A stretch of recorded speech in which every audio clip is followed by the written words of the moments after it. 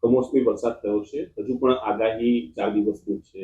તો બાગાયતી પાકો અને ઊભા પાકોના સંદર્ભમાં કૃષિ વિભાગે પ્રાઇમરી જે છે તે આપી છે. કમોસમી વરસાદના કારણે સંભવિત નુકસાની સામે રાજ્યના ખેતીવાડી ખાતાએ ત્યારથી હવામાન ખાતાની આગાહી આવી ત્યારથી જરૂરી માર્ગદર્શક સૂચનાઓ ખેડૂતોને અને ખેડૂતલક્ષી પ્રવૃત્તિ કરતી સંસ્થાઓ માટે આપવામાં આવેલ.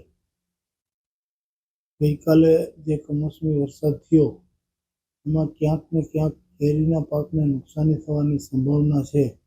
ઉપરાંત ઉનાળુ બાજરીના પાકને પણ પવન અને વરસાદના કારણે નુકસાન થવાની સંભાવના છે.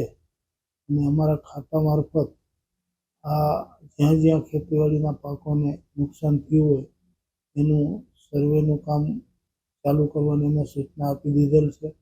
ઉપરાંત 17મી તારીખ સુધી હજી કમોસમી વરસાદ અને આ માવઠાની આગાહી હોવાથી આ ફાઇનલ રિપોર્ટ તો 17મી તારીખ પછી જ આપણને જાણવા મળે.